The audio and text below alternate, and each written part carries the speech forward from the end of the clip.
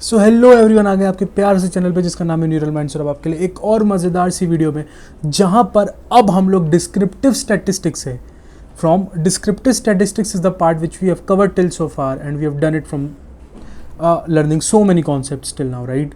अब descriptive statistics से आगे बढ़ करके we are moving forwards towards something called as inferential statistics. This is going to be the agenda of this video and this will take at least 3 classes, two classes for me to complete it and we'll be done with this, right? Descriptive statistics में whatever we have learnt, right? I hope you guys are learning all of this, ठीक है, remembering all of this, practicing all of this. 100% this all makes sense whenever जब आप लोग interview में step in कर रहे होंगे for the role of data scientist, LLM engineer, whatever, right? Because there's a separate round for mathematics, they'll be testing your these mathematical core skills only, ठीक. और talking about sir, maths is a very vast subject. Trust me, in data science, whatever I have teach till now or whatever I'll teach coming in the coming classes also, you don't need to go anywhere else, right? Learning all of these concepts and like thoroughly practicing and all of this, right? Remembering all of this is the major part, right? Will make sense totally, ठीक. उससे ज़्यादा समझने की कोई बात नहीं, understanding, right. तो वो चीज़ समझ के रखो, ठीक है. इन्फ्रेंशियल स्टैटिस्टिक्स आज से हम लोग पढ़ना चालू कर रहे हैं.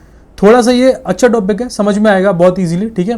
तो इजी टॉपिक है, डजंट मीन कि हम ध्यान नहीं दे रहे हो. 100% उसमें और ध्यान लगा करके देखना, ठीक है. 100 हार्ड टॉपिक्स में तो इवेंचुअली हमारा माइंड उसमें घुस ही जाता है. तो इजी टॉपिक्स में our mind start dividing, thinking that we all know all this, right.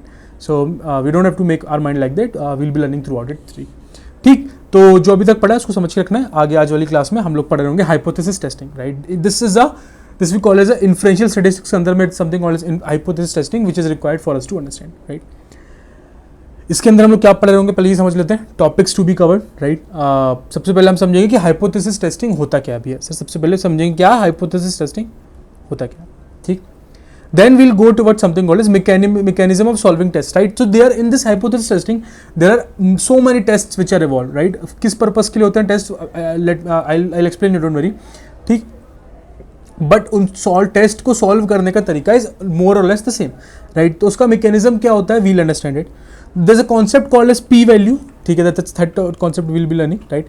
इसका हम डायरेक्ट यूज करते हैं टेस्ट में, ठीक है. जब भी हम टेस्ट परफॉर्म कर रहे होंगे, whenever we'll be performing the test, will be taking the direct help of the P values, right. कोई भी टेस्ट अगर है, जैसे हम लोग आगे चल के जेड टेस्ट पढ़ेंगे, टी टेस्ट पढ़ेंगे, तो ये सब टेस्ट में क्या होता है, आप एक तो जो जनरल तरीका है उससे भी सॉल्व कर सकते हो. Now there is another way in which you can solve this particular type of questions with the help of p-value concepts, right? So this becomes important for us. तो हम उसको भी समझेंगे. बाकी कैसे यूज करना विल बी लर्निंग जब हम क्वेश्चन सॉल्व कर रहे होंगे, राइट. फिर हम आगे चलेंगे और समझेंगे टाइप 1 एंड टाइप 2 एरर क्या होता है सर, ठीक. फिर टाइप्स ऑफ टेस्टिंग, कौन कौन सी type of testing sir available है मार्केट में. अवेलेबल कई सारी हैं जो हमारी काम की है, वो हमें समझना है, राइट. फिर आज की क्लास में हम पढ़ेंगे जेड टेस्ट, फिर हम पढ़ेंगे टी टेस्ट, फिर हम आखिरी में पढ़ेंगे something called as confidence interval and margin of error, ठीक है. बहुत ज़्यादा नहीं है, टेंशन नहीं लेना, हो जाएगा आराम से, समझ के चलना है, ठीक है. तो ये सारे टॉपिक्स हमारे दिमाग में होंगे, ठीक है, आज की क्लास की एंड होने के बाद, ठीक है. समझते हैं सबसे पहले इन्फ्रेंशियल स्टैटिस्टिक्स क्या होता है, ठीक. सबसे पहले समझते हैं कि डिस्क्रिप्टिव स्टैटिस्टिक्स क्या होता था, ठीक. डिस्क्रिप्टिव स्टैटिस्टिक्स में क्या होता था, राइट. डिस्क्रिप्टिव स्टैटिस्टिक्स में क्या होता था कि आपके पास कोई भी डेटा सेट या डेटा है, लेट्स से डेटा है बहुत बड़ा, इसको मैं ऐसे बना देता हूँ, it will make more sense, right. ठीक है, आपके पास डेटा है, राइट. क्या है, डेटा है, राइट. इस डेटा के बारे में जब मुझे कुछ भी जानना है, राइट, एक्चुअल डेटा के बारे में, तो मैं क्या बोलता था उसको, मैं कभी मीन फाइंड करता था, कभी वेरिएंस फाइंड करता था, स्टैंडर्ड डेविएशन, मोड, मीन, कई सारी चीज़ें, right, n number of things, right. उसको मैं क्या बोलता था, डिस्क्रिप्टिव. तो डिस्क्रिप्टिव स्टैटिस्टिक्स क्या होता है, our statistics in which we can define our data set in terms of mean, variance, standard deviation, right. मैं अपने डेटा के बारे में कुछ भी जान पाऊँ, राइट, मीन, वेरिएंस, जो भी कुछ है, राइट, मैं उसको अपने डेटा को डिस्क्राइब कर सकूं, उसको क्या बोलते हैं, descriptive statistics. And we have learn all the types of distribution, क्या क्या चीज़ें नहीं पढ़ी हम लोगों ने, राइट. सब डिस्ट्रीब्यूशन, मीन, वेरिएंस, हर बार तो वही निकाल रहे हैं, right. And depending upon the type of data set we used to pick that particular type of distribution, right. जो भी टाइप का डेटा सेट होगा मेरे पास, उस हिसाब से मैं डिस्ट्रीब्यूशन पकड़ता था, ठीक है. तो थोड़ा सा सिमिलर है इन्फ्रेंशियल स्टैटिस्टिक्स भी. क्या होता है वो समझते हैं, ठीक है. इन्फ्रेंशियल स्टैटिस्टिक्स क्या होता है सर, ठीक है. इन्फ्रेंशियल स्टैटिस्टिक्स क्या होता है, ठीक है, ये मैंने आपको बताया भी था कि इन्फ्रेंशियल स्टैटिस्टिक्स कुछ और नहीं होता है, ठीक है. आपके पास लेट्स से सैंपल डेटा है, ठीक. क्या है, सैंपल डेटा, और एक पॉपुलेशन डेटा है. एक क्या है, पॉपुलेशन डेटा, ठीक है. एक सैंपल डेटा है सर और एक पॉपुलेशन डेटा है, ठीक है. अब लेट से इन इंडिया के अंदर मैं बात करूं, इंडिया के अंदर में तो हम जब भी कभी भी क्या बोलते हैं, वोट जब भी एग्जिट पोल्स निकालते हैं right, in the time of voting elections के टाइम पे, तो वो क्या करते हैं वो लोग, do they go to each and every single person living in India? No, they pick up particular set of sample right, and then they perform something called as influential statistics. What they do is कि वो sample के base पे right, इस sample की base पे they try to predict for population right, कि मैं 100 लोगों पे बोल देता हूं, मैं उसको जनरलाइज कर दूंगा करोड़ों लोगों के ऊपर पे राइट. 100 लोगों ने बोला कि कि भैया इस बार जो वोट जाएगा it will either go to BJP, ठीक, तो मैं बोल दूंगा कि भैया लाख लोग भी यही कह रहे होंगे. 200 लोगों में से अगर 150 लोग बोल रहे हैं कि बीजेपी के पास जाएगा, which means it's nothing but 75%, तो राइट, तो मैं क्या बोल दूंगा, अगर 1 करोड़ लोगों की जनता है तो मैं क्या बोल दूंगा, 75 लाख लोग बोलेंगे भैया BJP. I am just taking an example right. So what this exit poll do is that do the like a prediction from the sample taking population in the mind right. population के लिए ये क्या करते हैं, sample में से predictions बनाते हैं right. now is it correct, अब समझने वाली बात है, I have made sample. अब राइट क्या हो सकता है कि जैसे there is a particular region in India which supports BJP more, but there is also a particular type of region which supports उनकी local parties को, समझना. within India right, within India के अंदर में there are let's say this is a Bihar, UP, ठीक है, local parties को support कर रहा है, let's say Andhra Pradesh is there right, इस तरीके से, तो ये लोग लोकल पार्टीज को सपोर्ट कर रहे हैं लेट्स फॉर एग्जांपल, ठीक. तो अब मैंने इस सैंपल के बेस पे तो बोल दिया था कि भैया पूरी पॉपुलेशन बीजेपी को सपोर्ट दे देगी, ठीक है, but this will not be, this can be correct but this can not always be correct right, based on कि मेरा सैंपल कैसा है right. If my sample is changing with respect to the like regions right, this will vary my population का description जो भी मैं देना चाहता हूं राइट. तो उस केस में क्या होगा, मेरा गलत भी हो सकता है. That's where our something called as influential statistics comes into the picture, जहां पे हम पता लगाएंगे सैंपल के बारे में, ठीक, सॉरी, हम पता लगाएंगे पॉपुलेशन के बारे में. हमें सैंपल के बारे में दिया होगा, लेट्स से मैं बोलता हूं सैंपल में बीजेपी के हिसाब से सैंपल मैंने 100 लोगों का सैंपल किया और बीजेपी जीती चाहिए थी, ठीक. एग्जिट पोल के रिजल्ट्स आ गए, उसमें बीजेपी को जिता दिया उन लोगों ने सैंपल के हिसाब से, ठीक है. अब जब एक्चुअल वोट के रिजल्ट्स आए राइट, तो उसमें हो सकता है शायद बीजेपी जीती हो. अगर बीजेपी जीती है तो आई से जो भी मेरा कंक्लूजन था व्हाट मेक सेंस राइट, जो मैं सैंपल के हिसाब से निकला था वो सही निकला, बट कोई और जीत जाए, लेट्स से कोई लोकल पार्टी जीत जाए, तो क्या हो जाएगा, मेरा इन्फ्लुएंशियल जो भी मैंने चीजें बताई थी सैंपल के हिसाब से वो गलत हो जाएंगी राइट. तो इन्फ्लुएंशियल स्टैटिस्टिक्स मेरे को हेल्प करता है, they give me some tests, ठीक है, जिनको मैं परफॉर्म करके बता सकूं कि जो भी मैंने पॉपुलेशन के लिए निकाला है, whatever influences I have derived for population, is it the same which I founded for sample. बात समझ रहे हो. तो जो मैंने सैंपल के लिए निकाल के रखा था और जब मैंने पॉपुलेशन का निकाल लिया है, अगर वो क्या सेम है तो उसको मैं टेस्ट के थ्रू प्रूफ करके दिखाऊंगा, ठीक है, नहीं है तो भी टेस्ट के थ्रू प्रूफ करके दिखाऊंगा. तो वो सही है या गलत है, दैट सही गलत का thing will come into the picture by the help of something called as tests. That's what we call as something called as hypothesis testing right. We have n number of test available with the help of which we say that कि जो भी population जो sample का हमने निकाल लिया, अब क्या वो पॉपुलेशन के बराबर है, is it that same, no और यस और नो, तो that will check with something called as hypothesis testing, ठीक है, हाइपोथेसिस टेस्टिंग. तो ये समझ में आना चाहिए राइट, ये समझ में आना चाहिए, ठीक है.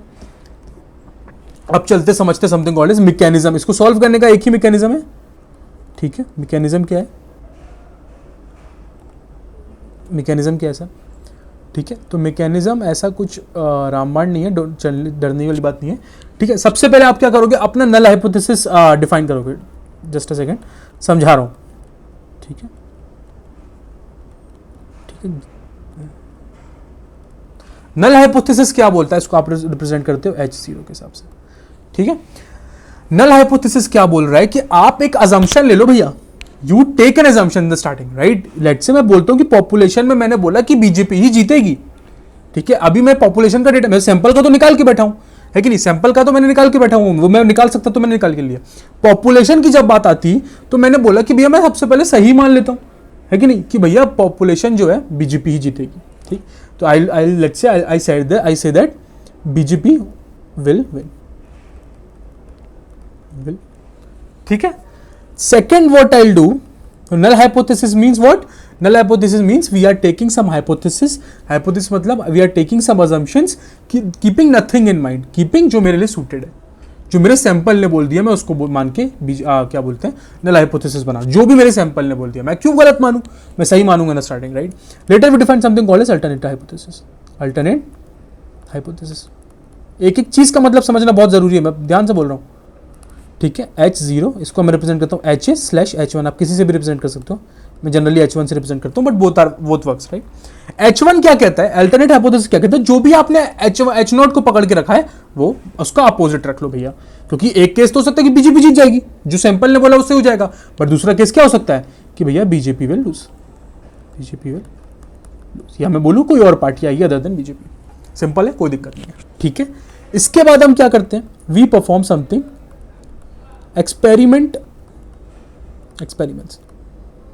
इसमें हम क्या लगाते हैं भैया, स्टैटिस्टिकल एनालिसिस, यहाँ पे हम क्या लगाते हैं, स्टैटिस्टिकल एनालिसिस।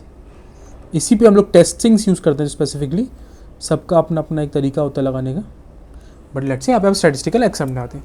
उसके बाद हम बोलते हैं द लास्ट विल से कि भैया कि मेरे को एक्सेप्ट करना है मेरे नल हाइपोथेसिस यानी H0 को, और आई हैव टू रिजेक्ट H0, ठीक है।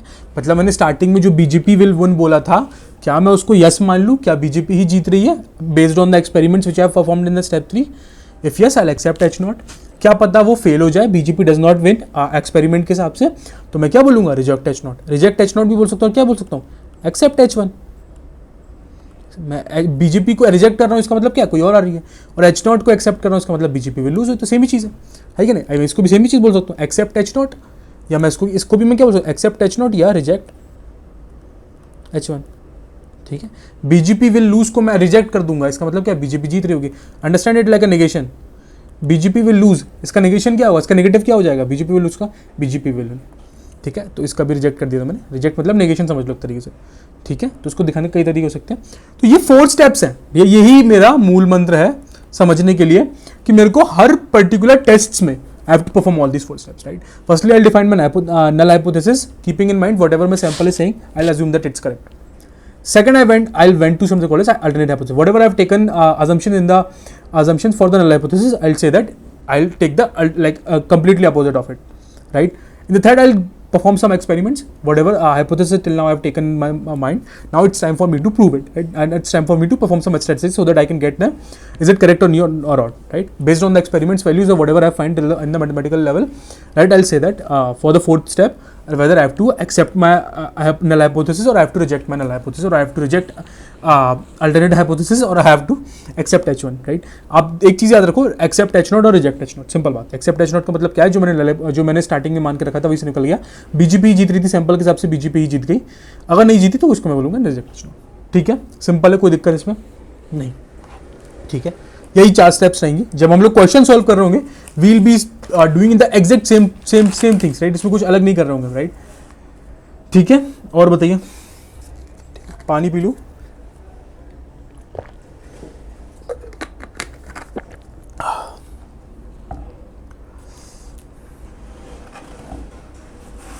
ठीक है, अब समझते हैं पी वैल्यू क्या था, पी वैल्यू का मतलब क्या था, ठीक है।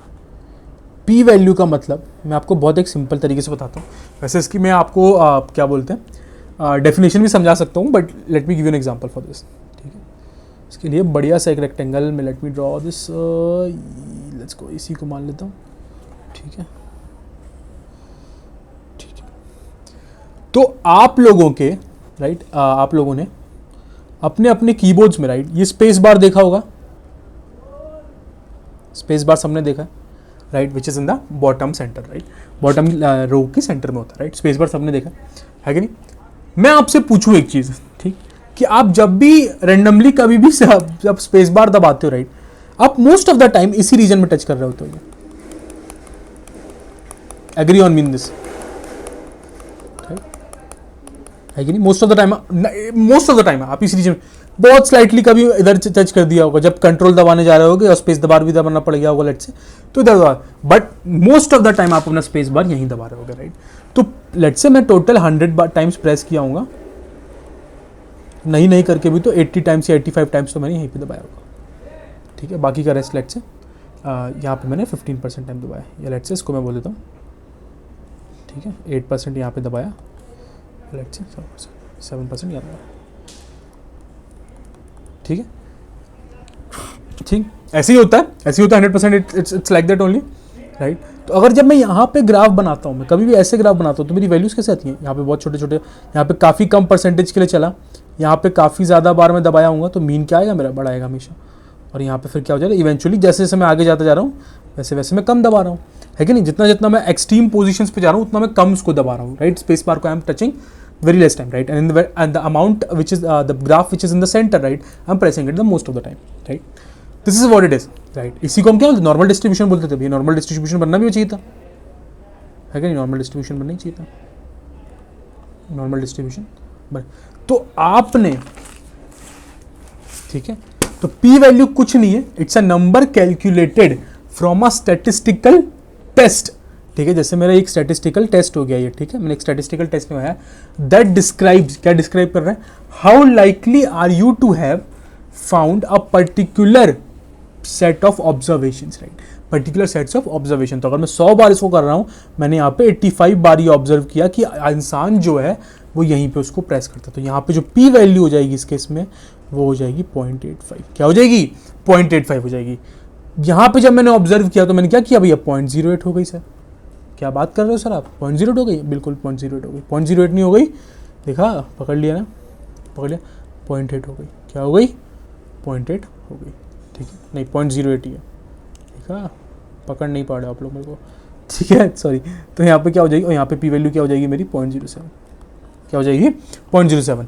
तो p वैल्यू क्या कहती है, किसी भी स्टैटिस्टिकल टास्क में it's just like probability only, ठीक है, प्रोबेबिलिटी एक तरीके से, ठीक। अगर मैं 100 बार स्पेस बार को दबा रहा था तो मैंने इस पर्टिकुलर रीजन को 85% दबाया, सेंटर वाले फोकस को, राइट, और मैंने इसको कैसे दबाया, बाकी सबको 8% 7%। तो that only gives me my p value, क्या बोलते हैं उसको, p वैल्यू, ठीक है। ये मेरा p वैल्यू का कॉन्सेप्ट था, किसका था, p वैल्यू का कॉन्सेप्ट। अभी इसको यूज कैसे करना है, will be learning in coming time, right. Question देख करके आपको इतना बेहतरीन मैं समझाने वाला हूँ, मजा आ जाएगा आपको देख के, ठीक है। तो p वैल्यू भी समझ लिया, और क्या समझना है sir, type 1 and type 2 error समझना है, क्या समझना है। अच्छा, इसमें एक चीज़ और समझ लेते हैं, p1 को थोड़ा सा और, p वैल्यू को और के साथ कुछ और टर्मिनोलॉजीज है वो भी समझ लेते हैं। तो लेट्स से फॉर एग्जांपल,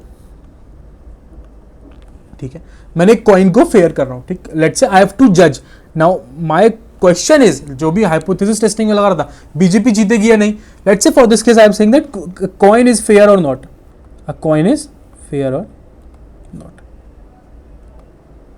तो मैं किसी भी कॉइन को फेयर कब कहता था, जब उसकी प्रोबेबिलिटी 50-50% आती थी, हेड आने की भी टेल आने की भी। Let's say I toss this coin for 100 times, 100 times, ठीक है। पहले सिनेरियो में जब मैंने किया 100 बार टॉस कॉइन, तो मेरे को probability of head equals to probability of tail is equals to 0.5 मिली। I was okay, it's good, it says that coin is fair, ये कह रहा है भैया कॉइन फेयर है मेरा, it's saying that coin is my fair, ठीक है, ठीक है। Next time I again I tossed it for 100 times, now my probability of head is saying 0.6, probability of tail is also saying 0.4, ये 1 से exceed तो करेगा नहीं। This time there is a mismatch, but let's say I have considered this also, ठीक है, मैं बोलता हूँ मैंने इसको भी मान लिया, लेट्स से, ठीक। तो मैं भी क्या कह रहा हूँ, कॉइन इज फेयर, इस बार में कहती कॉइन इज फेयर, ठीक है, coin is fair. Third time किया, प्रोबेबिलिटी ऑफ हेड को मैंने बोल दिया 0.7 और प्रोबेबिलिटी ऑफ टेल। अब मेरे दिमाग में घंटी बजने लगी कि भैया कॉइन में कुछ दिक्कत है, कि जब मैं 100 बार उसको फेंक रहा हूँ 70 times it's coming is head, although it's totally random, but judging for a coin is fair or not will take me to a delusional thing, right? Whether this coin is really fair or not, isn't it a biased coin, something like that will come into my mind, right? Correct? तो इस case में क्या होगा, मेरे पास एक doubt raise होगा, सच में coin है कि नहीं। तो मैं क्या करूंगा भैया, हाइपोथेसिस टेस्टिंग का इस्तेमाल करूंगा। सबसे पहले मैं क्या करूंगा, जो मैं करता था, है कि नहीं, सबसे पहले क्या करूंगा, ठीक है, अपना नल हाइपोथेसिस डिफाइन करूंगा। नल हाइपोथेसिस को मैं H0 तो मैं नल हाइपोथेसिस को क्या बोलता था कि भैया जो सब कुछ बढ़िया है मैं वही मान लेता हूँ, कॉइन इज फेयर, मैंने इसको क्या माना, कॉइन इज फेयर। सेकंड मैंने क्या बोल दिया कि भैया H1 ले लो, क्या ले लो, H1 ले लो। H1 मैंने क्या बोल दिया, it's exactly opposite, coin is not fair, coin is not fair. ठीक है, थर्ड हम क्या डिफाइन करते थे? थर्ड हम डिफाइन करते थे एक्सपेरिमेंटल स्टैटिस्टिक्स। एक्सपेरिमेंटल स्टैटिस्टिक्स, ठीक, एक्सपेरिमेंटल स्टैटिस्टिक्स। ठीक है, इस केस में मैं क्या बोल रहा हूं कि let's say I have toss the coin 100 times, coin 100 times. ठीक है, मेरे पास कुछ ऐसा ग्राफ बना। ठीक है, कुछ तो ऐसा ग्राफ बना।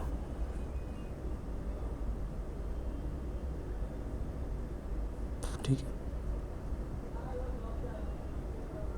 कि जो number of times, let's say मैं हेड्स को रिप्रेजेंट, नंबर ऑफ हेड्स, ठीक है, जब तक ये 50 बार आ रहे थे, यानी 0.5 प्रोबेबिलिटी थी, आई was okay with it. I was सबसे ज़्यादा, सबसे शॉर्ट में तभी था, है कि नहीं? बट 60 हुआ तो मैं यहाँ पे दिक्कत देने लगा, 70 बार आया होगा तो it started decreasing like this, it's keep on decreasing, right, है कि नहीं? इसी तरीके से सेम वे में इस तरफ भी होगा, जब तक number of heads was 50 I was okay, right, and now it's as it is decreasing or other decreasing, now that creates a problem for me, है कि नहीं? समझ में आ रही है बात? ठीक है, ठीक, I was okay till this, right. Now अब मेरे को ये डिफाइन करना पड़ेगा, I have to define something called as कि मैं कब तक ओके हूं। ठीक है भैया, ये बात समझना, मैं बहुत ध्यान से कह रहा हूं। क्या अगर मेरे नंबर ऑफ हेड 50 है मैं तो ही ओके हूं?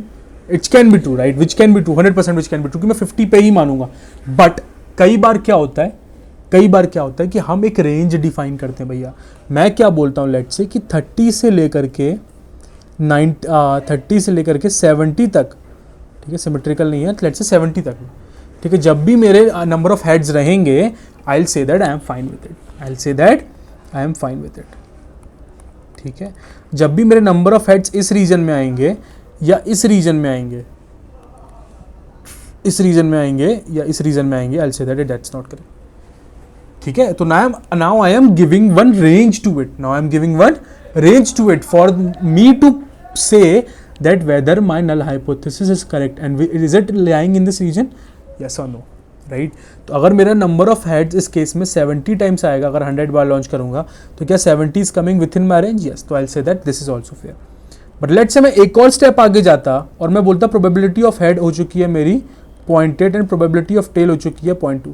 प्रोबेबिलिटी ऑफ 8 हेड का 0.8 का मतलब क्या है? 80 times my head is coming out of 100 times, right? तो इस यहाँ पे मेरा क्या है, इधर लाई करता, which means my coin has now become unfair, right? तो इस केस में भी फेयर रहा, इसमें भी फेयर रहा, इसमें फेयर, इसमें जाकर के वो अनफेयर हो गया, right? So I have now defined my range to it. So इसी को मैं क्या बोलता हूँ, इसी को मैं क्या बोलता हूँ, इसी को एक there is a term which is being given to this, something called as confidence interval. क्या बोलते हैं इसी को? Confidence interval. कि मैं इतने रीजन में कॉन्फिडेंट हूँ सर, कि भैया इतने रीजन में जब तक मेरे हिसाब से चीजें, I will say that I am all things are correct. उसके बाद जो है, उसके पीछे है, उसके बाद जो भी कुछ है, but within this region I will say that everything is good, right? Cool, right? चलो ठीक है। तो ये हम समझना इस बात को, ठीक है? इसमें कोई रॉकेट साइंस नहीं है, ठीक है? तो कॉन्फिडेंस इंटरवल हो गया, ठीक है? कई बार क्या होता है, we also define something called as alpha, something called as alpha value. What we define something called as alpha value, right? Alpha value को मैं क्या बोलता हूँ? Significance value. क्या बोलता हूँ? Significance value.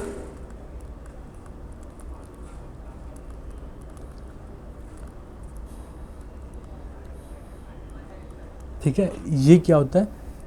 तो हम इसमें क्या डिफाइन करते हैं कि भैया मैं लेट्स से मैं कॉन्फिडेंस ये वाला एरिया पूरा बोल रहा हूँ, that this is 95% of the total area. क्योंकि ये नॉर्मल डिस्ट्रीब्यूशन बन रहा है तो इसका टोटल एरिया 1 होगा, सही ना, है कि नहीं?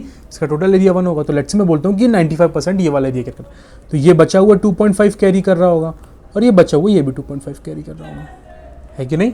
तो ये जो बचा हुआ एरिया है विच इज 0.025 और 0.025, इसको हम क्या बोलते हैं? Significance level, right? यानी जो एरर के, जो कॉन्फिडेंस इंटरवल के बाहर का जो एरिया है, राइट? तो 1 माइनस, मैं इस वाले एरिया को अगर माइनस कर दूं, विच इज 1 माइनस 0.95, ऐसा लगे भी समथिंग कॉल्ड इज 0.05, राइट? तो इसका एरिया आ जाएगा मेरे पास, है कि नहीं? इसका मेरे पास एरिया आ जाएगा, ये वाला एरिया आ जाएगा, है कि नहीं? तो इस एरिया को मैं क्या बोलता हूँ? Significance value. ये मेरी कितनी आ जाएगी? 0.05। ठीक है, कोई दिक्कत, कोई परेशानी आई गेस नहीं होगी, ठीक है? कूल, ठीक। अब हम क्या, हमने पी वैल्यू क्या डिफाइन किया था? पी वैल्यू क्या डिफाइन किया था? तो पी वैल्यू अगर कभी भी, ठीक है, पी वैल्यू अगर कभी भी, ठीक है, तो मैं क्या बोलूँगा, ये वाला रीजन क्या हो जाएगा, ये वाला रीजन, ठीक।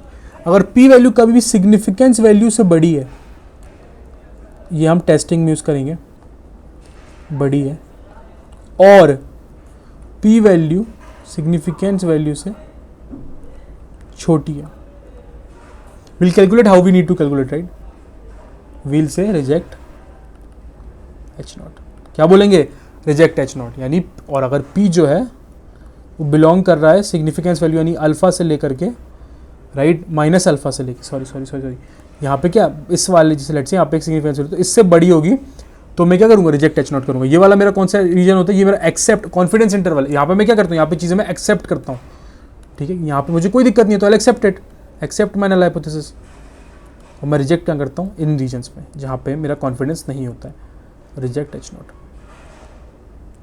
ठीक है। तो मेरी पी की वैल्यू कभी भी माइनस अल्फा से छोटी है, माइनस अल्फा से छोटी है, और या सिग्निफिकेंस यानी प्लस अल्फा से बड़ी है, तो आई से आई एम ऑल गुड, राइट।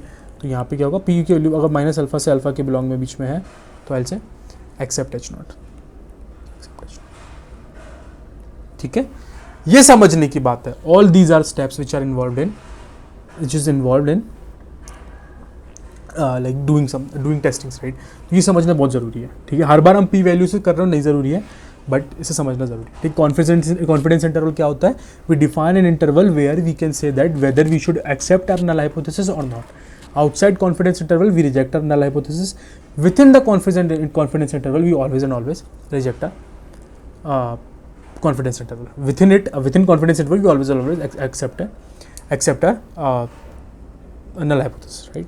अब समझते हैं, आगे बढ़ते हैं। I hope this all is clear, नहीं है तो एक बार वापस देख लेना, ठीक है, वापस से समझ के, अब स्किप मत करना, ठीक है, आगे से जल्दी से बढ़ के देख लेना, ठीक है। Now let's go and learn something called type 1 and type 2 error, type 1 and type 2 error, ये आप लोग आगे चल करके इसमें भी पढ़ रहे होगे कन्फ्यूजन मैट्रिक्स के अंदर, ठीक है। आप लोग जब आगे चल करके एमएल मॉडल्स बनाओगे तो you will make something called as confidence interval, ठीक है। वहाँ पे भी टाइप 1 एंड टाइप 2 का कुछ सॉरी कॉन्फिडेंस मैट्रिक्स बनाओगे, उसका भी नाम कॉन्फिडेंस मैट्रिक्स होता है, ठीक है। तो उसमें आप क्या करोगे, ठीक है। तो टाइप 1 एंड टाइप 2 एरर क्या होता है, सबसे पहले मेरे पास क्या क्या पॉसिबल आउटकम्स है, राइट। पॉसिबल आउटकम क्या है मेरे लिए, एक पॉसिबल आउटकम क्या है कि मैंने स्टार्टिंग में नल हाइपोथेसिस को माना था कि वी, ठीक है, मैंने eventually sorry let's say in the final I am saying कि we reject null hypothesis which means h not, मैं नल हाइपोथेसिस को रिजेक्ट कर रहा हूं, but in reality it is false. अगर मैं रिजेक्ट कर रहा हूं नल हाइपोथेसिस को, तो स्टार्टिंग में मैंने नल हाइपोथेसिस को ट्रू माना होगा। लेट्स से मैं बोल रहा हूं कि बीजेपी स्टार्टिंग में जीत रही थी, बीजेपी वॉज विनिंग, मैंने कंक्लूजन क्या निकाला इन the starting, I was saying this, ठीक है। एंड में क्या बोलने वाला हूं मैं, बीजेपी इज, मेरे हिसाब से क्या आया कि बीजेपी लूजेस, ठीक। तो मैंने बोला BJP loses, but in reality it is false. Reality में मैंने बीजेपी विन बोला था, बट यहां पे भी क्या हो रहा है, इट्स फॉल्स, यानी बीजेपी यहां पे भी लूज हो रही थी।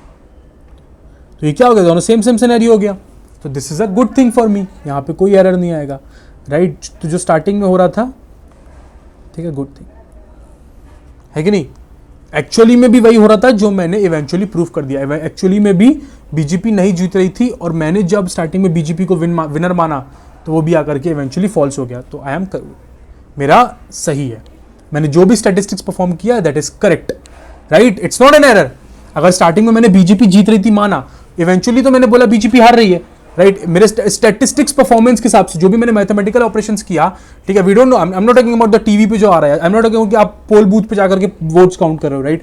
मैंने मैथमेटिकल लेवल पे जाकर के I have said that BJP is not winning, right. And जब पोल बूथ के हिसाब से वोट आया, तो उसमें भी क्या आया कि जो आपने स्टार्टिंग में असम्पशन माना था वो भी फॉल्स निकल गया, ठीक है, उसके हिसाब से भी। तो it's a good thing, this nothing to worry about, right. तो एक तो ये पॉसिबल केस है। दूसरा क्या पॉसिबल केस है, ठीक है, दूसरा पॉसिबल केस है कि we reject null hypothesis but reality it is true, ठीक है। कि मैंने बोल दिया कि स्टार्टिंग में मैंने माना कि बीजेपी जीत रही है, इवेंचुअली मैंने बोल दिया कि बीजेपी हार रही है, I am good, right, BJP is losing. But in reality जब पोल बूथ के हिसाब से आया तो उन्होंने भी क्या बोला कि BJP was suppose to lose, BJP was suppose to win. मैंने क्या बोल दिया, BJP lose. That's a error for me, right. बात समझ रहे हो कि नहीं समझ रहे हो आप? तो मैं क्या बोलता हूँ इस टाइप के एरर को, टाइप 1 एरर, टाइप 1 एरर। और क्या केस हो सकते हैं मेरे पास, आई गेस आप लोग अब समझ रहे होगे, ठीक है। कि let's say we accept H not, accept null hypothesis, but in reality it is false, ठीक है। कि स्टार्टिंग में बोला गया था कि बीजेपी जीत रही है, मैंने भी बोल दिया बीजेपी जीत रही है, बट क्या हो गया, बीजेपी पोल बूथ के हिसाब से फॉल्स निकल गई, तो मेरा स्टार्टिंग वाला गलत निकल गया जो नल हाइपोथेसिस मैंने माना था, है कि नहीं। तो this is a type 2 error for मी। क्या है ये मेरे लिए, टाइप 2 एरर, ठीक है। समझ रहे होगे आप आई, ठीक है। और आउटकम 4 मेरे लिए क्या हो सकता है, ठीक है, कि we accept H naught but in reality it is true.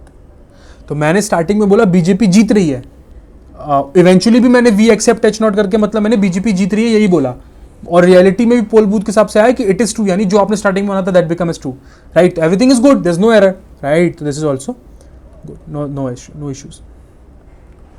So type 1 and type 2 error is important for us to understand when it happens, when we reject h naught but in reality it becomes as true, right। ठीक है, मैं खुद बोल रहा हूँ कि वो गलत था जो मैंने स्टार्टिंग में बोला, बट जो ट्रू आया वो जो पहले बोला था उसके हिसाब से सही हो गया। वी एक्सेप्ट एच नॉट, जो स्टार्टिंग में मैंने बोला था वही इवेंचुअली मैंने प्रूव किया है, बट रियलिटी में मेरा प्रूविंग ही गलत हो गया, मैंने जो स्टार्टिंग में वही गलत हो गया, ठीक है। तो that becomes is my type 2 error. I am hoping that you guys are able to understand it, right. That's where we something called as understand type 1 and type 2 error. इसका बेहतरीन एग्जांपल आप कब समझ रहे होगे, राइट, जब आप ये पढ़ रहे होगे, क्या बोलते हैं इसको, कन्फ्यूजन मैट्रिक्स के बारे में, ठीक है। तो ये समझना था, टाइप 1 एंड टाइप 2 बहुत प्यार से समझना, ठीक है, कोई दिक्कत वाली बात नहीं है। आगे चलते हैं। अभी तक I guess everything is so much clear to all of you. Types of testing के बारे में समझते, क्या समझते हैं टाइप्स ऑफ टेस्टिंग के बारे में।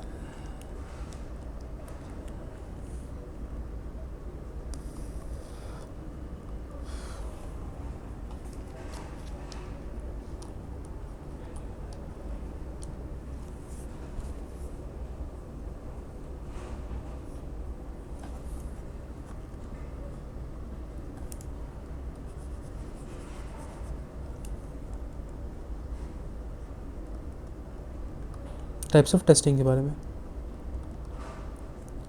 तो मेरे पास कई तरीके की टेस्टिंग्स अवेलेबल हैं for me to understand it, right. जिसमें से मेरे पास सबसे पहली आती है कौन सी, जेड टेस्ट। यहाँ पे हम जेड वैल्यू का इस्तेमाल करेंगे। Remember we have learn something, Z value in normal distribution, right, Z value X minus mu by sigma, exactly वो हम क्या यूज़ कर रहे होंगे, जेड वैल्यू के लिए यूज़ कर रहे होंगे, ठीक है, जेड टेस्ट। फिर हम समझेंगे टी टेस्ट, इसको हम स्टूडेंट टी टेस्ट भी बोलते हैं, right, student T test, but T test आप याद रखो, टी टेस्ट होता है, ठीक। थर्ड हम पढ़ेंगे समथिंग कॉल्ड एज, ठीक है, काई स्क्वायर टेस्ट। क्या पढ़ेंगे, काई स्क्वायर टेस्ट, ठीक है। फोर्थ हम पढ़ेंगे something called as ANOVA test. क्या पढ़ेंगे, अनोवा टेस्ट, ठीक है। तो काई स्क्वायर टेस्ट और ये जो होते हैं जेड टेस्ट और टी टेस्ट जो होते हैं, these are defined for average. जब भी मुझे मेरे पॉपुलेशन से सैंपल के लिए चेक करना है कि जो सैंपल के लिए मैं एवरेज निकाल के लाया और जो पॉपुलेशन के लिए भी मेरे पास बाद में निकल के आएगा, क्या उसके एवरेजेस आपस में सेम है, क्या सैंपल और पॉपुलेशन का एवरेज सेम है कि नहीं है, तो मैं जेड टेस्ट या टी टेस्ट की हेल्प लूँगा, ठीक। जब भी काई स्क्वायर की बात कर रहा हूँ, इसका मतलब क्या कर रहा हूँ भाई, मैं कैटेगोरिकल डेटा की बात कर रहा हूँ, कैटेगोरिकल डेटा की बात कर रहा हूँ, ठीक है। इसका एग्जाम्पल सेपरेट क्लास में लेंगे नेक्स्ट क्लास में, ताकि आप लोग अच्छे से समझ सकें। अनोवा टेस्ट मतलब जब आपको वेरिएंस प्रेडिक्ट करना हो, कि आपको सैंपल और मीन का, सैंपल और पॉपुलेशन के वेरिएंस के बारे में जजमेंट देना है, राइट। यही सब चीज़ हो सकती है मोटा मोटी, है कि नहीं। तो एवरेज, कैटेगोरिकल और वेरिएंस के बारे में, ठीक है सर, कोई दिक्कत नहीं, ठीक। तो ये तीन चीज़ आज की क्लास में हम जेड टेस्ट और टी टेस्ट समझ रहे होंगे बड़े प्यार से, ठीक है। आगे चलते हैं। तो अभी तक हम लोग क्या क्या देख चुके हैं प्लेलिस्ट के हिसाब से अपनी, हम लोगों ने ये समझ लिया, राइट, हम लोगों ने एंड मैकेनिज्म ये समझ लिया, हाइपोथेसिस टेस्टिंग है तो मैकेनिज्म कैसे लिखना है, वो steps you need to learn it, right guys, by heart it. वही पैटर्न फॉलो करेंगे हम हर टेस्ट में, राइट। पी वैल्यू का कॉन्सेप्ट समझ लिया, यस, टाइप 1 एंड टाइप 2 समझ लिया, टाइप्स ऑफ टेस्टिंग समझ लिया। अब हम बढ़ रहे हैं something called as Z testing की तरफ। किसकी तरफ? जेड टेस्ट की तरफ, ठीक है। तो जेड टेस्ट को समझेंगे with the help of a question, ठीक है, with the help of a question, ठीक। जेड टेस्ट में जब भी आप जेड टेस्ट का यूज करते हो, राइट, आप कब जेड टेस्ट को अप्लाई करोगे, हमेशा ये बात याद रखना, कब आप जेड टेस्ट को अप्लाई करोगे, ठीक है। एवरेज निकालना है कि सर हर बार एवरेज नहीं, आपके पास दो ऑप्शन अवेलेबल है एवरेज के लिए, जेड टेस्ट और T test, right. Z test आप कब अप्लाई करोगे? जब भी आपको पॉपुलेशन का स्टैंडर्ड डेविएशन नोन है। क्या है? नोन, ठीक है। उसके बाद आपका जो नंबर ऑफ, ठीक है, ऑब्जर्वेशंस बोल लो या नंबर ऑफ इंडिविजुअल्स या नंबर ऑफ पीपल, कुछ भी बोल लो, अगर वो ग्रेटर देन इक्वल टू 30 है तो आप क्या लगाओगे? जेड टेस्ट लगाओगे, ठीक है। सिंपल है, कोई दिक्कत नहीं होगी आई गेस, ठीक है। ये दो कंडीशन सक्सेसफुल हो रही है, then I will apply something called as Z test, ठीक है। ठीक, इसको समझते हैं एक क्वेश्चन के तौर पे, ठीक है। क्या बोल रहा है? The average height of a resident in a city is 168 centimetre. कि एवरेज हाइट है रेसिडेंट्स की एक सिटी के अंदर में 168 सेंटीमीटर, ठीक। ये मेरे को पॉपुलेशन के बारे में दिया हुआ है, रिमेंबर दिस। हम पॉपुलेशन को अज्यूम करके, देख सैंपल के बारे में मेरे को डेटा दिया रहेगा, हम पॉपुलेशन के लिए जो भी हमको स्टैटिस्टिकल इंफॉर्मेशन निकालना है, स्टैटिस्टिक्स लगा करके मैं जब जो भी मेरे पास इसका आंसर आएगा, मैं इसको इससे वेरीफाई करता हूं। It's a reverse process. मैं सैंपल को लेकर के मीन प्रेडिक्ट नहीं कर रहा हूं, सैंपल है मीन के लिए पॉपुलेशन के लिए निकाल करके अब मैं सैंपल और मीन को चेक कर रहा हूं और देख रहा हूं कि मेरी टेस्टिंग सही है कि नहीं है, ठीक है। तो the average height of a resident in a city is 168 centimetre with a standard deviation of 3.9, right. तो we are talking about the population, right. तो पॉपुलेशन का जो मीन दिया हुआ है वो मेरे को क्या दिया हुआ है? पॉपुलेशन को जो मेरे को मीन दिया हुआ है, we represent it with mu, right, 168 centimetre, 168 centimetre. और क्या दिया हुआ है सर? और क्या दिया हुआ है? ठीक है, विद द स्टैंडर्ड डेविएशन। तो मेरे को पॉपुलेशन का स्टैंडर्ड डेविएशन भी दिया हुआ है, 3.9 दिया हुआ है sir. A doctor believes meant to be different the, तो डॉक्टर क्या बोलता है? Mean, doctor believes mean to be different the major height, right. तो वो बोल रहा है कि जो डॉक्टर बिलीव कर रहा है कि जो भी एवरेज हाइट आई है, जो भी मीन आया है हाइट्स का, राइट, वो अलग होना चाहिए, वो डिफरेंट होना चाहिए। तो उसने 36 इंडिविजुअल का आगे चल करके सैंपल निकाला और 36 सैंपल के हिसाब से जो उसकी जो एवरेज हाइट आई है वो आई क्या आई है, इसको मैं रिप्रेजेंट करता हूँ एक्स बार से। कैसे? एक्स बार से 169.5।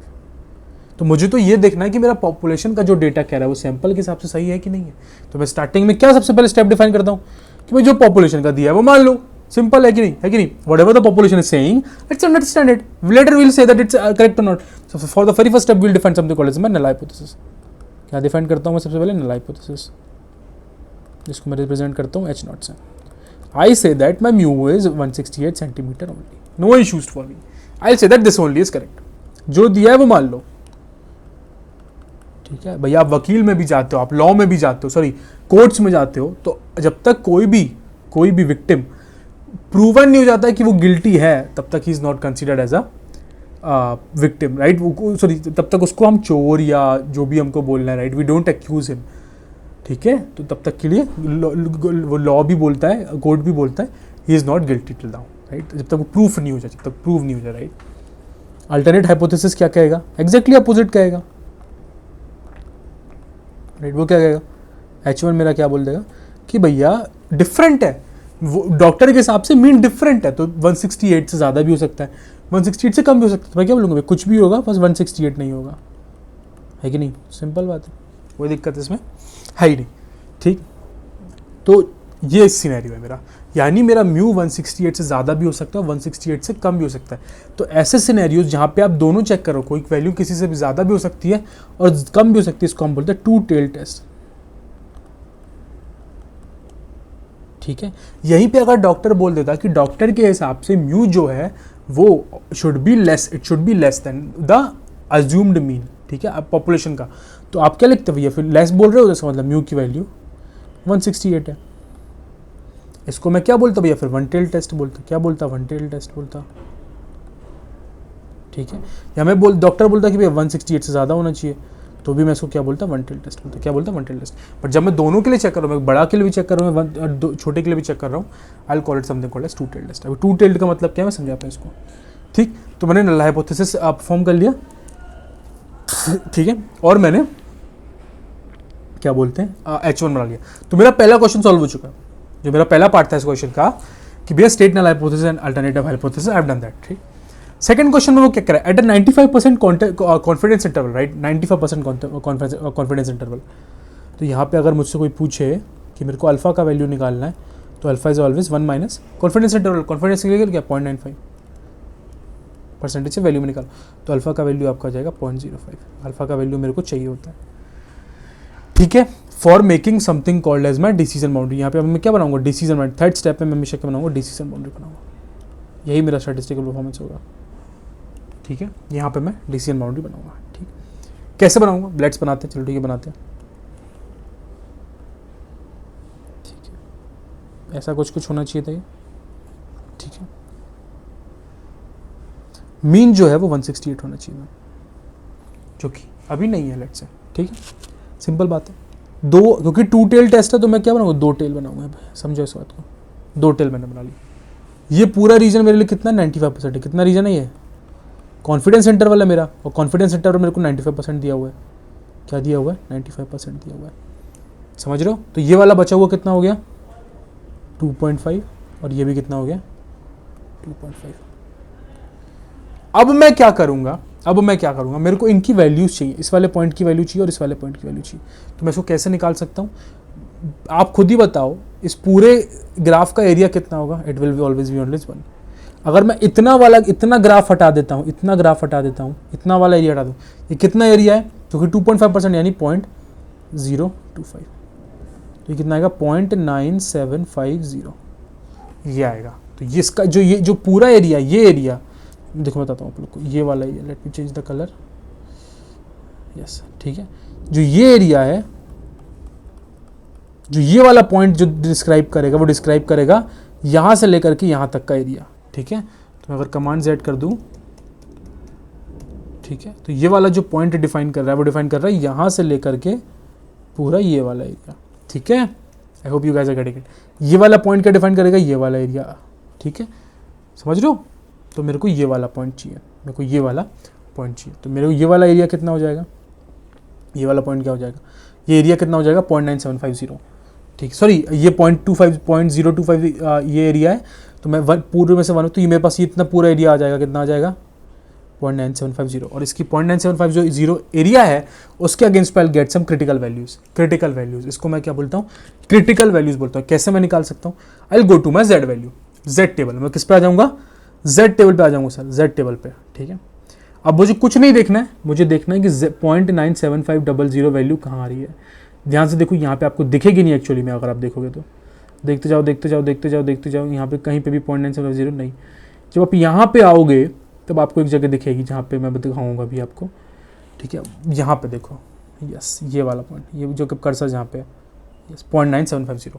अब इसको आप जब समझोगे तो आप क्या देखोगे कि 1.9 और ये 0.06, यानी 1.96 जो है वो इसका क्रिटिकल एरिया है, यानी प्लस 1.96, ठीक है। और ये वाला पॉइंट क्या हो जाएगा, वैसे तो सिमेट्रिकल है तो वो प्लस 1.96 है, तो ये -1.96 हो जाएगा।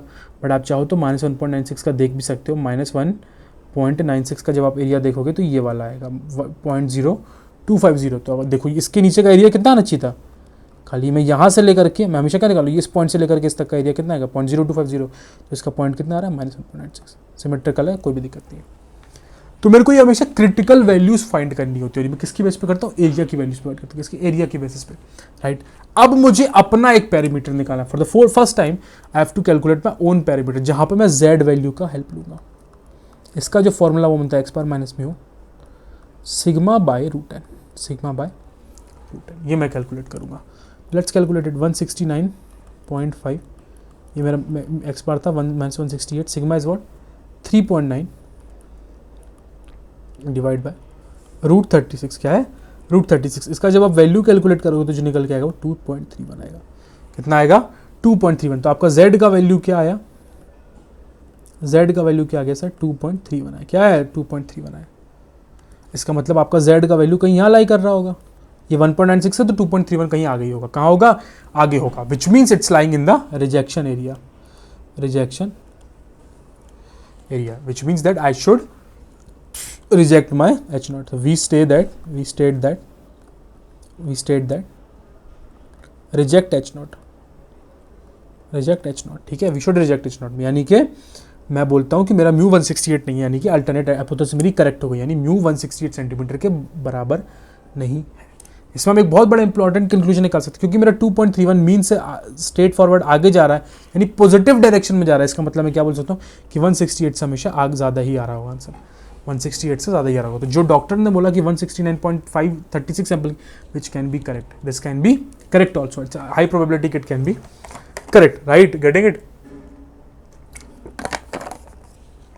ठीक है। तो ये चीज़ समझने वाली बात है, ठीक है। तो we do reject our hypothesis and also we can state that since it's coming on the positive side from the mean value, right, we can say that our mean must have been increasing. अगर मेरा -2.31 आता तो मेरा mean से पीछे आ रहा है, इसका मतलब मेरा मीन जो है वो रिड्यूस हो रहा होगा, क्या हो रहा होगा, रिड्यूस हो रहा होगा। इसी को मैं चाहूँ तो पी वैल्यू से भी फाइंड कर सकता हूँ, किससे फाइंड कर सकता हूँ, पी वैल्यू से भी फाइंड कर सकता हूँ। इसको कैसे करना है कि आपकी जब जेड की वैल्यू निकल गई, इस केस में क्रिटिकल वैल्यूज मैं अल्फा पे नहीं निकालूंगा, ठीक है, अल्फा पे नहीं, इस पर नहीं निकालूंगा, क्या बोलते हैं इसकी एरिया पे नहीं, अल्फा, हाँ अल्फा के अगेंस्ट पे मैं एरिया यहाँ पे नहीं निकालूंगा, ठीक। मैं यहाँ पे सबसे पहले अपना एरिया डिफाइन करूँगा, वो कर दिया मैंने। अब मैं यहाँ पे क्रिटिकल वैल्यूज जो मैं जेड की वैल्यू आई है वो बनाऊंगा, ठीक, क्या बनाऊंगा भैया -2.31, ये क्या बना दिया भैया मैंने 2.31, अरे समझना बस इसको, बहुत जल्दी समझा देता हूँ, -2.31 और ये -2.31, ठीक है, चिल है, ठीक, कूल, ठीक, कोई दिक्कत यहाँ पे नहीं है, ठीक है। अब मैं देखता हूँ कि 2.31, ठीक है, 2.31 के अगेंस्ट पे कितना एरिया है, ठीक। तो आप 2 पे आओ, 2.31 पे आओ, तो 2.31 कहाँ मिलेगा मुझे, यहाँ पर 2.3 ये है और 2.31 यानी 0.98956, कितना 0.98956, यानी कि ये जो पूरा एरिया है, ये वाला यहाँ तक पूरा एरिया, ये कितना है 0.98956, कितना है 0.98956। तो मेरा ये वाला एरिया कितना हो जाएगा 1 - 0.98956, ये कितना आएगा निकल के 0.01044। और मैं सिमेट्री से बोल सकता हूँ कि यही सेम इतना यहाँ भी होगा 0.01044, ठीक है। और ये बचा हुआ कितना आएगा 1 माइनस इन दोनों का सम, यानी कि 0.02088, जो कि निकल के जितना भी आया आपका 0.97912 निकल के आएगा, ठीक।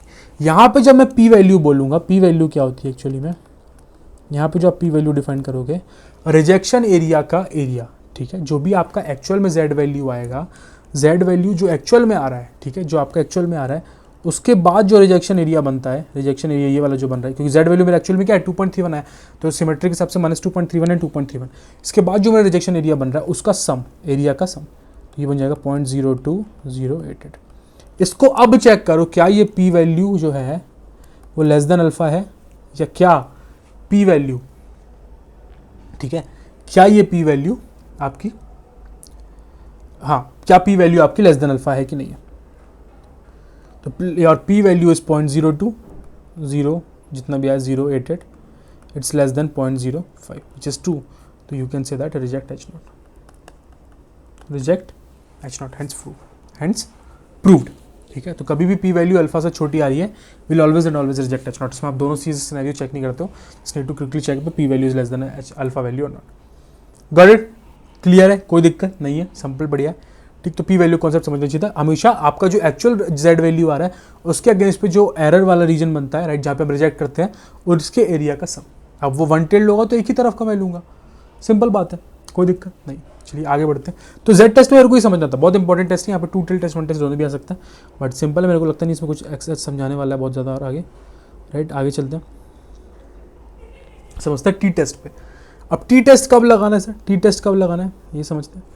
टी टेस्ट मुझे लगाना है जब भी मेरे को पॉपुलेशन वेरिएंस अननोन हो, क्या हो, पॉपुलेशन वेरिएंस अननोन हो, पॉपुलेशन वेरिएंस अननोन हो, और क्या है, और कब लगा सकता हूँ मैं इसको, पॉपुलेशन वेरिएंस अननोन हो तब भी लगाओ, और जब क्या हो, number of observation less than 30 हो, क्या हो, लेस देन 30 हो। तो एक तो पॉपुलेशन वेरिएंस अननोन है तब तो सीधा टी टेस्ट लगा दो, बट भले लेट्स अगर पॉपुलेशन वेरिएंस नोन है और आपका still number of observation less than 30 है तो भी आप क्या लगाओगे, टी टेस्ट ही लगाओगे। दोनों इधर केसों में आप क्या लगाओगे, टी टेस्ट लगाओगे। ठीक है, तो इसकी टी वैल्यू जब आप निकालोगे, टी की जो वैल्यू आप निकालोगे वो भी बहुत सेम ही रहती है, x bar minus mu divide by S by root N.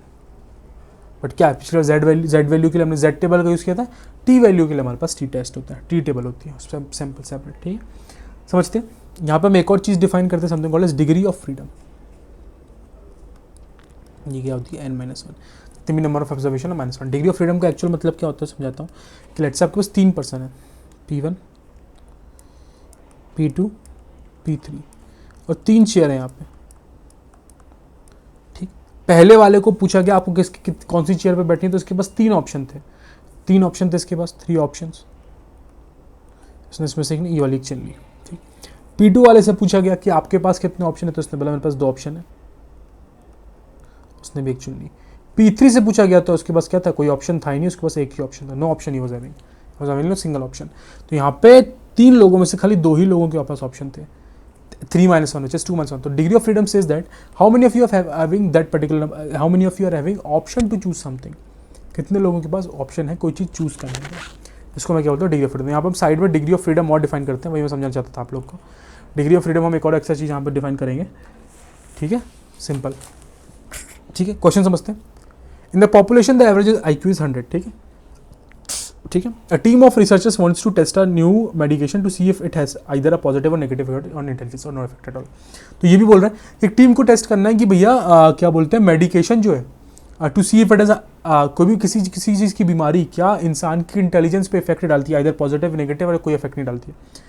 तो उन्होंने सैंपल ऑफ 30 पार्टिसिपेंट्स को चूज किया who have taken the medication as a mean of 140 with a standard deviation of 20। ठीक, तो यहाँ पे पॉपुलेशन का वेरिएंस अननोन है, इवेंचुअली मेरे को सैंपल का वेरिएंस दिया हुआ है, तो I will go for something called as T test only. ठीक है, उस हिसाब से मैं चलूँगा आगे। ठीक, सबसे पहले मेरे पास क्या क्या दिया हुआ है वो चलते, मेरे को म्यू दिया हुआ है, पॉपुलेशन का मीन मेरे को दिया हुआ है, यस 100 दिया हुआ है IQ। ठीक है, मेरे को सैंपल का जो है वो भी मीन दिया हुआ है, वो कितना दिया हुआ है 140। सैंपल का मेरे को स्टैंडर्ड डिवीजन दिया हुआ, सैंपल का स्टैंडर्ड डिवीजन में ऐसे रिप्रेजेंट करता हूँ, और वहाँ पे पॉपुलेशन का सिग्मा से रिप्रेजेंट करता है, वो कितना दिया हुआ है 20 दिया हुआ है। ठीक है, और मेरे को एक और चीज़ है n की वैल्यू 30 है। ठीक है, सिंपल।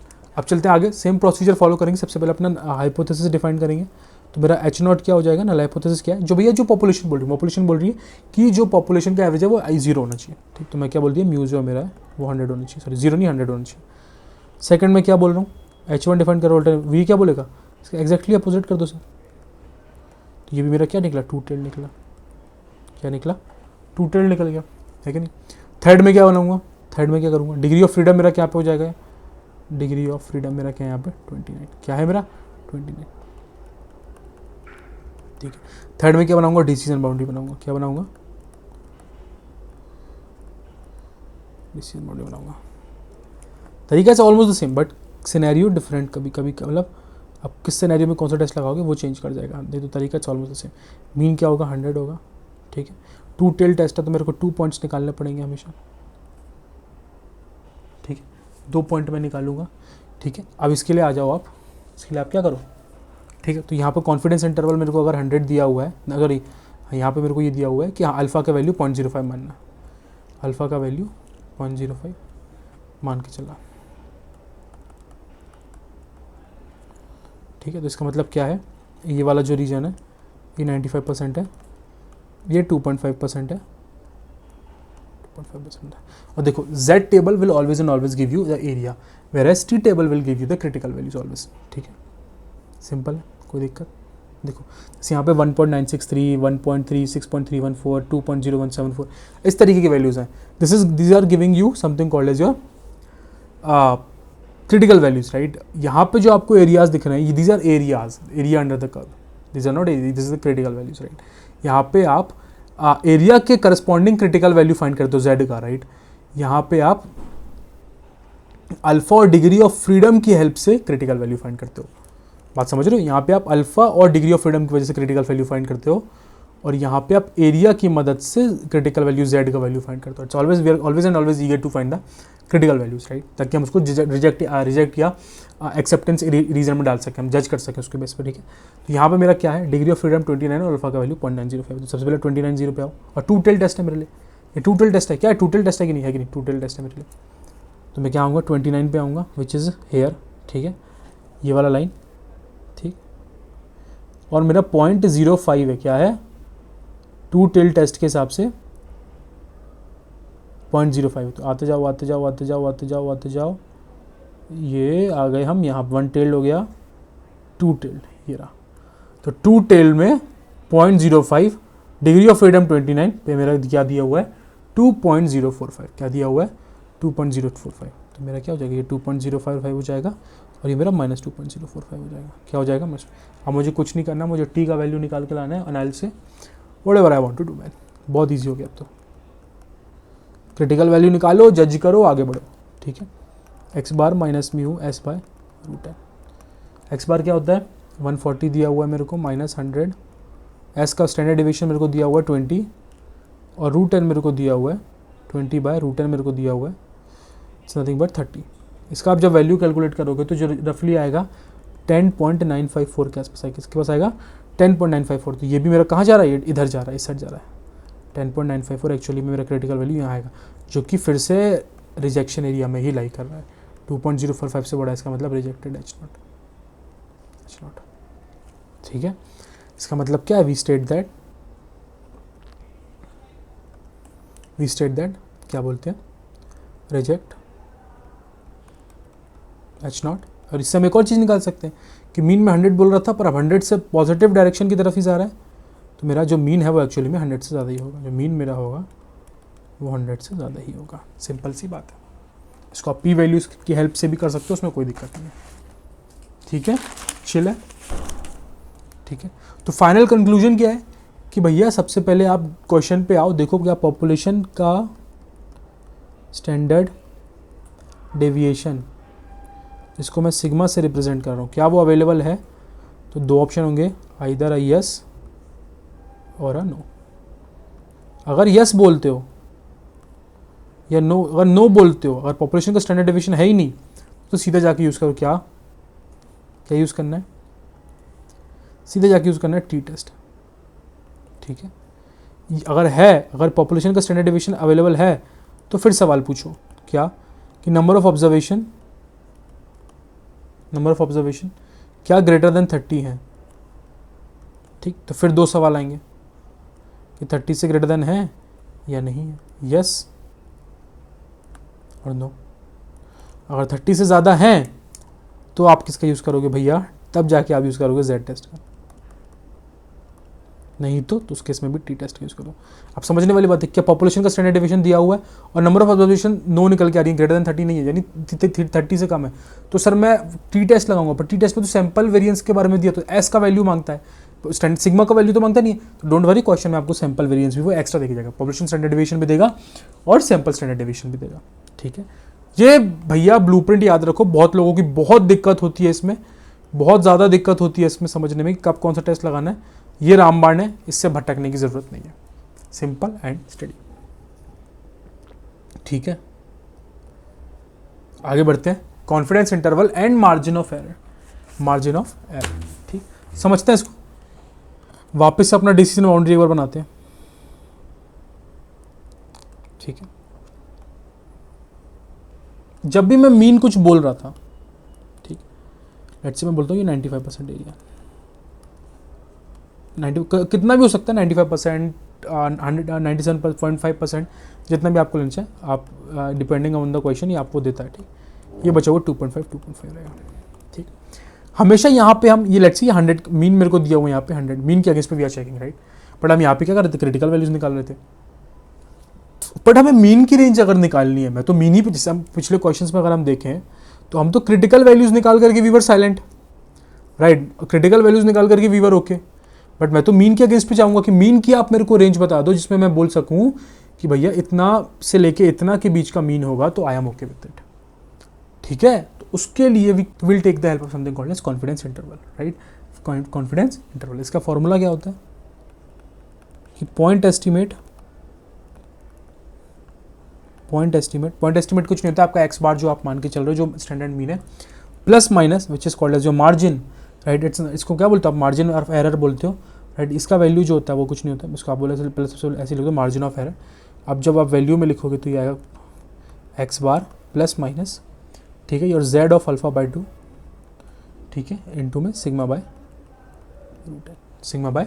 Root N. इसको आप क्या बोलते हो, ये जो पूरा एरिया है इसको आप बोलते हो margin of error.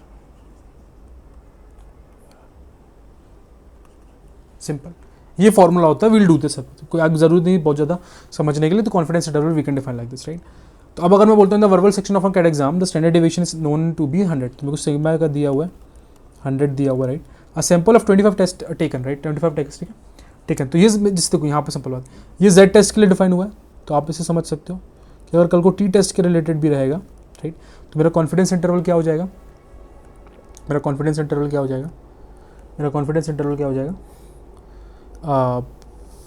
Let's say मैं इसको 64 टेस्ट कर लेता हूँ, 64, right.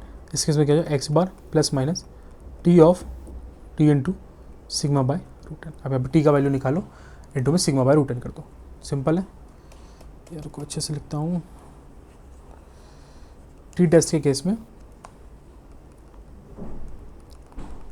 X bar plus minus, ठीक है, टी इंटू में सिग्मा बाय रूट एन। जो भी आप टी का वैल्यू निकालोगे against your degree of freedom और अल्फा, तो उस केस में आपको क्या आएगा, ठीक है, सिग्मा जो भी आएगा उसको सिग्मा बाय रूट एन से मल्टीप्लाई कर दो, you will get your answer, ठीक। एक और चीज़ समझने वाली बात है, इसमें तो टी रहेगा ही नहीं, इसमें सैंपल स्टैंडर्ड डेविएशन रहेगा, ठीक है, H into S by root N, simple, कोई दिक्कत नहीं है, ठीक। तो सिग्मा, इस यहाँ पे मेरे को पॉपुलेशन के बारे में दिया था, सिग्मा की वैल्यू क्या 100 और सैंपल ऑफ 64 टेस्ट दिया हुआ है, तो इसका मतलब क्या है, एन का वैल्यू 64 है, तो यहाँ पे मैं क्या बोल सकता हूँ, जेड टेस्ट ही लगाना, विच एज अ मीन ऑफ मेरे को क्या दिया हुआ है, एक्स बार दिया हुआ है 520। एक्स बार मतलब क्या हुआ, सैंपल का मीन, मैं पॉपुलेशन के मीन की बात नहीं कर रहा हूँ, सैंपल के मीन से मैं पॉपुलेशन के मीन के बारे में बोलना चाह रहा हूँ कि पॉपुलेशन का मीन अगर इस इंटरवल के बीच में रहेगा तो I will be okay. Sample का मीन का जो भी दिया हुआ है उसके मार्जिन ऑफ एरर ऐड करके बोलूँगा इस बीच में रहेगा तो इट विल बी ओके, ठीक है, क्योंकि मैं सैंपल की बेस पे पॉपुलेशन का इन्फ्लुएंस निकालना चाहता हूँ और मैं बोलूँगा पॉपुलेशन का इतना आ गया तो ठीक। जैसे मैंने सैंपल के हिसाब से बोला कि बीजेपी को 50 वोट मिलेंगे, तो अब मैंने पॉपुलेशन को बोल दिया कि 40-60 के बीच में भी रहेगा तो आई एम ओके, ठीक है, कोई दिक्कत नहीं। तो इसी तरीके से निकालूंगा, तो मेरा कॉन्फिडेंस इंटरवल क्या बनेगा, x bar which is 520 plus minus Z of alpha by 2। Let's say यहाँ पे मैं अल्फा का वैल्यू 95% कॉन्फिडेंस इंटरवल दिया हुआ है, तो अल्फा का वैल्यू कितना हो जाएगा 0.05, ठीक है, अल्फा का वैल्यू कितना हो जाएगा 0.05। इस केस में मैं निकालूंगा जेड ऑफ अल्फा बाय 2, तो आपको पता है 0.975 2.5 का निकालोगे तो 1 माइनस 0.025 करोगे, राइट, तो फिर कितना आएगा 0.9750। इसके अगेंस्ट पे आप लोग जेड टेबल पे जाके इसका क्रिटिकल वैल्यू देखोगे तो कितना आएगा 1.96, तो क्या हो जाएगा जेड प्लस माइनस 1.96 इंटू में sigma is how much 100 by root N is how much root 64। अब आप जो उसका जो भी वैल्यू निकालोगे 520 plus minus 1.96 into 100 will become 196 upon root 6 will become 84, ठीक, सॉरी 8, तो ये 8 से जाएगा तो 8 टाइम्स 2 16, 3 इधर आएगा तो विच विल बिकम 32 4 24.5, तो एक बार हो जाएगा 544.5 और एक बार माइनस करूँगा तो रेंज क्या हो जाएगी 544.5 से लेकर के, तो छोटी वाली पहले लेंगे तो 24.5 मैं इसमें माइनस करूँगा। I am hoping you guys are able to make sense, मैं थोड़ा जल्दी बढ़ा रहा हूँ ये सब चीज़ें। 495.5 से लेकर के कितना 544.5 तक, तो मेरे पास 2 इसके कॉन्फिडेंस इंटरवल आ गए। जो क्रिटिकल वैल्यूज में अभी तक निकाल रहा था उसके अगेंस्ट पे मैं वैल्यू रहा 495.5 ये वाला वैल्यू है मेरा और 544.5 मेरा ये वाला value. Got it guys, simple है, ठीक। और ये मेरा एक्स बार कितना है इस केस में, एक्स बार कितना इस केस में मेरा 520, ठीक है। ये था मेरा आज का केस जो मेरे को आज को आपको समझाना था। टी टेस्ट होगा तो टी की value I change, right, all this was making sense, right. तो सब कुछ समझ में आना चाहिए मेरे को। बहुत ज़्यादा हो गया क्या, नहीं, आई एम होपिंग बहुत ज़्यादा नहीं हुआ है। जल्दी से एक बार वापस देख लेते क्या क्या पढ़ा है, तो एक जल्दी से क्विक रिवीजन हो जाए कि सबसे पहले हाइपोथेसिस टेस्टिंग में हम लोग आए। हाइपोथेसिस टेस्टिंग क्या होता है इन्फ्रेंशियल स्टैटिस्टिक्स में, आप पॉपुलेशन, आप सैंपल का निकाल के बैठे हुए हो, जब आप पॉपुलेशन के बारे में जब आप आंसर निकाल लियो अब आप चेक करने जाते हो कि उसके सैंपल से जो मैंने निकाला था कंक्लूजन क्या वो पॉपुलेशन से मैच कर रहा है। For that we have so many available test, right. हम उस पर जाते हैं। तो उसका हम टेस्ट का हमने मैकेनिज्म देखा कि सबसे पहले डिफाइन करते हैं null hypothesis, then alternate hypothesis, then we perform some experiments, right, then we either reject H not or either we reject accept H not or either we reject H not, right. Then we went towards something called as type 1 and type 2 error, देखा हम लोगों ने, राइट। Then types of testing we understand z test, t test, chi-square test and ANOVA test, ये सब चीज़ें, right. Then we later move to something called as Z test, ठीक है। जेड टेस्ट हमने क्वेश्चन सॉल्व किया, उसी से हमने समझा, राइट। डिसीजन बाउंड्रीज बनाओगे आप हमेशा। टू टेल टेस्ट के लिए मैं समझा रहा हूँ, अगर मैं सिंगल टेल टेस्ट के लिए बोलूँ तो आपको लेट्स से कभी ऐसा भी हो सकता है, ठीक है, इट्स नॉट दैट करेक्ट, कि आपका खाली यही वाला क्रिटिकल पॉइंट हो और इतना पूरे को क्या बोल रहे हो, accept H not, accept H not. और ये कभी ऐसा भी हो सकता है, कभी ये वाला पॉइंट और आप इस पूरे को बोल रहे हो कि क्या ये पूरा क्या है, एक्सेप्ट एच नॉट, क्या है ये क्या हो जाएगा, ऑटोमेटिकली रिजेक्ट एच नॉट, और इस केस में ये वाला क्या हो जाएगा, रिजेक्ट एच नॉट। तो ये सारे क्या है, वन टेल टेस्ट है, ठीक। तो यहाँ पे हमने सोचा सिंपल तरीका, जेड टेस्ट में आप जेड का वैल्यू का यूज करके you will find out the critical values against those areas, right, and either you can use the values of P values, right, Z table और टी टेबल का use करके T test में, right. T test में भी आप यही करोगे, T का वैल्यू निकाल लोगे and will get your critical values, right, using the values of degree of freedom and your alpha and considering whether it's a two tail test और टी टेल टेस्ट, राइट। यहाँ पे हम लोगों ने देखा कि टी टेबल में आपके पास डिग्री ऑफ फ्रीडम का वैल्यू होना चाहिए, अल्फा का वैल्यू होना चाहिए, and also you should know that whether it's a two tail test or two tail, क्योंकि वन टेल के लिए अलग आंसर है, टू टेल के लिए अलग आंसर है, ठीक है, सिंपल है। Then we later something called confidence interval and your margin of error, right? Confidence interval found at the जो formula होता है it's point estimate plus margin of error, simple formula x bar plus minus z of alpha by 2 into sigma out, values put करो, you'll get your answer, ठीक है। यही समझना था आज की क्लास में, ठीक है।